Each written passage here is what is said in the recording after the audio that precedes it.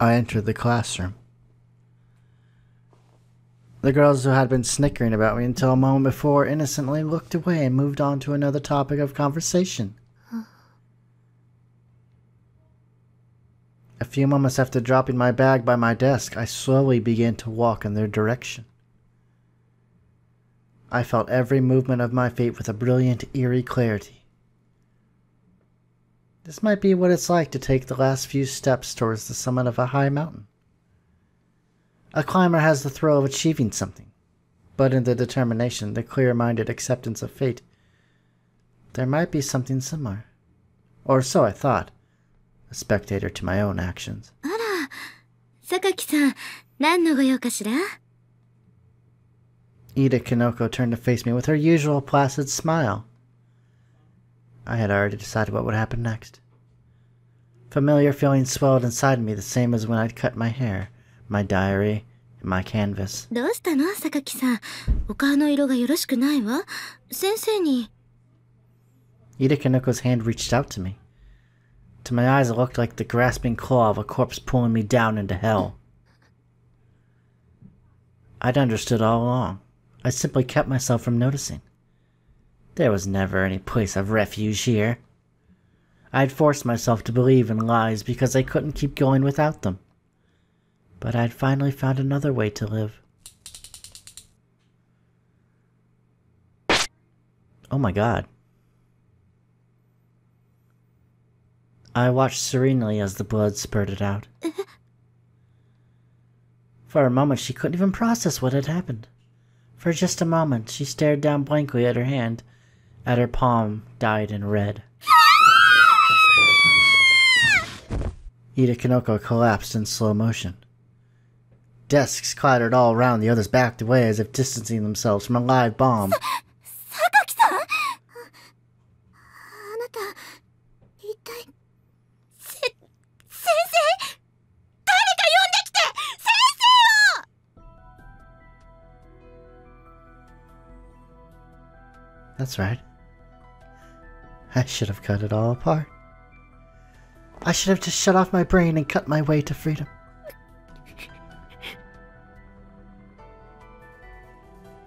I was grinding my teeth as hard as I could. There were tears streaming down my face. But all things considered, I didn't feel particularly sad. Much the opposite, really. Since the blade had finally severed me from the lies, I was filled with a strange sense of relief. Felt as though a wide, shining road forward had been revealed to me. そうよね。こうなるのよね。I shouldn't have hoped for a happy ending in the first place. Everything was scripted from the very start. And the actress had passionately accepted her role, dreaming of a heartwarming conclusion to the black comedy that had been written for her.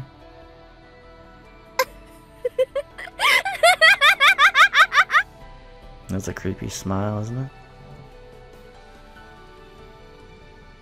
it? Ugh. At some point I'd begun to laugh. The tears were still rolling down my cheeks, but there was no sadness in me anymore. I left most of that behind on the day my mother broke, and the rest on the day my father betrayed me. I depleted my stock of sorrow.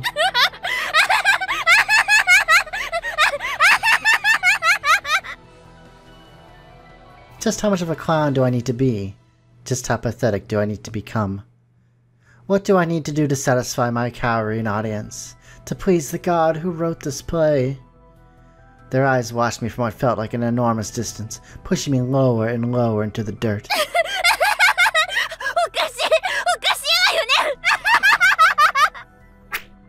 I'd brandished the open box cutter in my right hand toward the back of the classroom.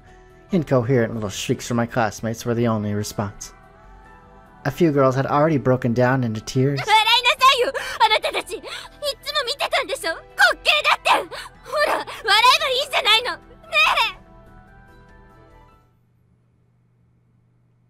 I laughed in their place, even when the teachers who came running pinned me down, even when they carried me out of the classroom like some sort of terrorist. Wouldn't it be odder not to laugh at something so utterly ridiculous? When they took me away, I noticed my desk standing isolated in the chaos, and felt a twinge of pity at leaving it behind. Until the very end, I could never see the person who supposedly sat there. My father acted swiftly once he was notified. A settlement was reached with the Ida family. The incident was erased without so much as a disciplinary hearing. At first, my father tried to coax me out of my locked room with gentle words, but I refused to acknowledge his existence. After 2 months of that siege, I was half forced out, loaded unceremoniously into a car and brought to a town where the air smelled of salt water. I understood what sort of a place it was the moment I saw the high walls surrounding it. It was a housing facility, a pleasant little cage where I could be safely stowed away without the risk of causing further trouble. A woman who introduced herself as the principal introduced me to the school with a slightly fearful expression on her face. She brought me to an empty dormitory and told me it would be my new home. When I checked the bank book I'd been handed on the way over, I found a rather excessive amount of pocket money in my account. From the day I began to wear an exceptionally flashy school uniform and commute to Mahama Academy, I haven't been face to face with my father even once.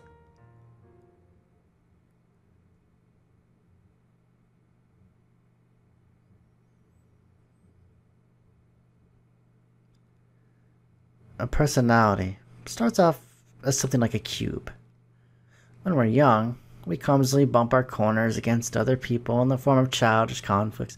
Eventually, our sharp edges are worn away to leave something more like a sphere. That's more or less what people are describing when they say someone's softened. Moderate collisions with others help us mature, but when those first impacts are too strong, they can have a different effect. Instead of losing our corners little by little, we splinter in strange, harsh ways, warping into crooked shapes. And once crooked, it's hard to become a sphere. Even as the people around them mellow, their sharpness only grows harsher, and everyone who approaches ends up getting hurt. But even the most warped human beings started the same as everyone else.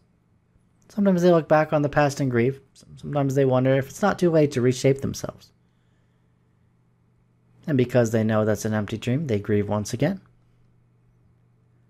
Sakaki Yumiko is one of many such sad, distorted objects.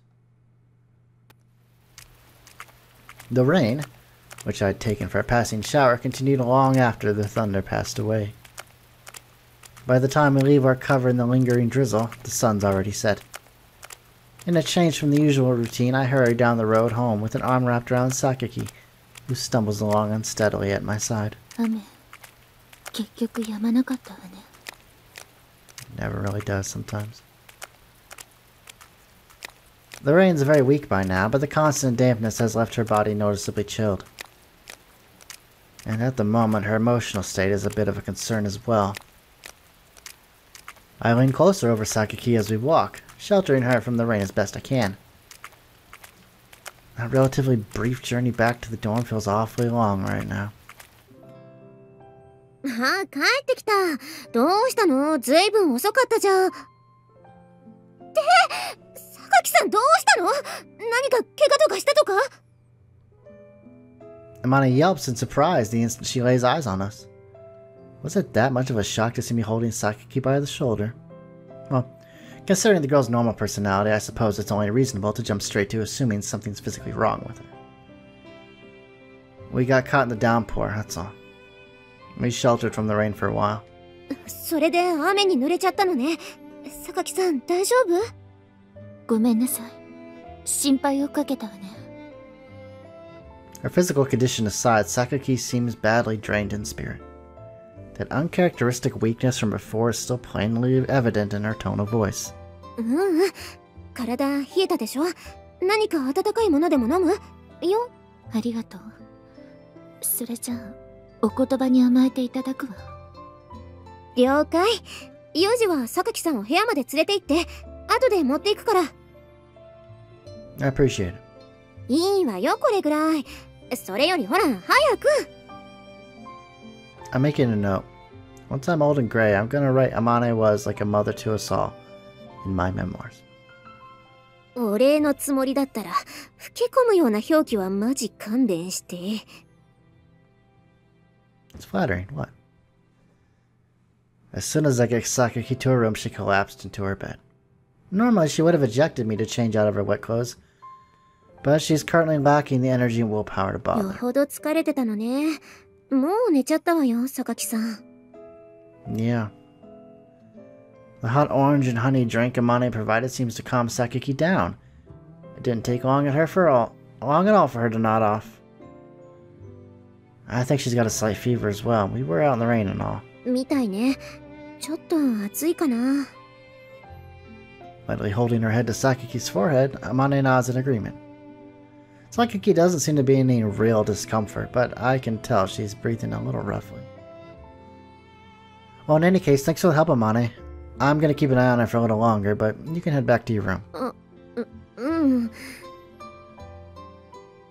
Amane's response seems oddly hesitant. What's wrong? ねえ、ユージ? Yes? さ、わかってるとは思うけど、やっちゃダメだからね。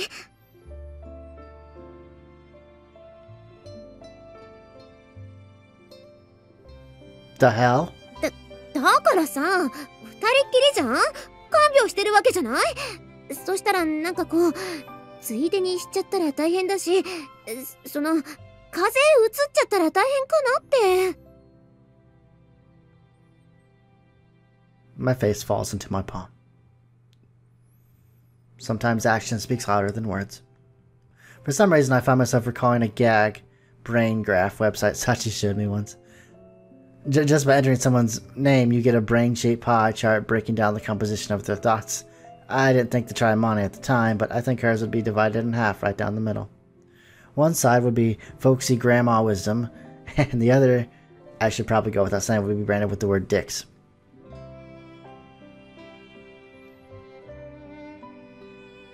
You think I'm gonna start making babies like a rabbit the moment someone leaves me in a cage with a female? Tell me, woman, does this scenario play out frequently inside that filthy mind of yours?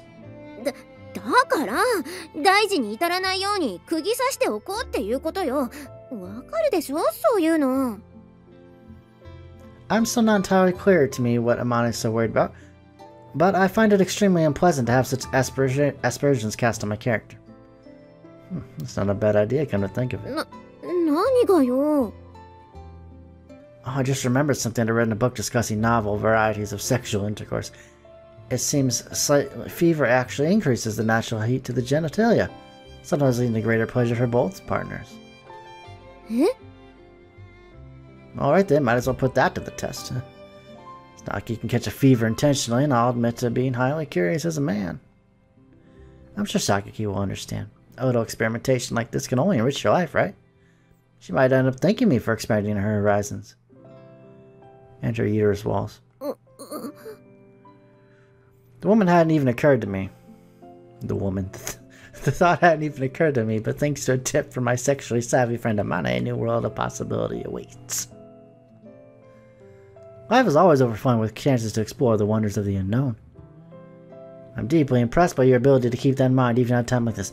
Thank you, Amane. Amane. Amane stares back at me with the blank eyes of a broken electronic toy. Smiling brightly, I give her a friendly thump on the shoulder. It was a joke. Quiet, she's sleeping. Amane's karate chop lands a critical hit smack in the middle of my weary head. From outside, an owl hoots in mournful commiseration. じゃあ、私そろそろ戻るけどさ、本当にダメだからね。そっとしとかないと。I thought I understand, didn't I? Come on, get lost already. 信用ならね。Amane backed slowly out of the room, staring at me reproachfully all the way. I was only teasing her a little in retaliation for slandering me, but it seems I've ended up deepening her unfounded suspicions. Probably best to consider the possibility she might try some half-assed wiretapping outside the door. Shaking my head, I returned to Sakaki's side. Her breath's coming regularly, a little more quietly than before. She doesn't seem to have noticed the commotion in the slightest. Well, that's definitely for the best. Borrowing the chair from Sakaki's desk, I ease myself down and look at her over at close range. Come to think of it, this is the first time I've ever seen her sleeping. The girl really does have a pretty face. She's constantly forcing it into a scowl, so it's easy not to notice at times. But Sakaki's Yumiko is definitely what you'd call a beauty. Right now, that face is relaxed, her eyes shut, her cheeks slightly flushed. Sakaki looks very calm and peaceful at the moment, but much of her life has been an emotional roller coaster of loneliness, hope, and anger. Now that I know the whole story, her usual prickly attitude is all too understandable. Rest easy, alright? I'll protect you. I lightly reached down to put my hand on her forehead, currently covered in a damp towel. The moisture against my palm was slightly warm from the heat of her fever.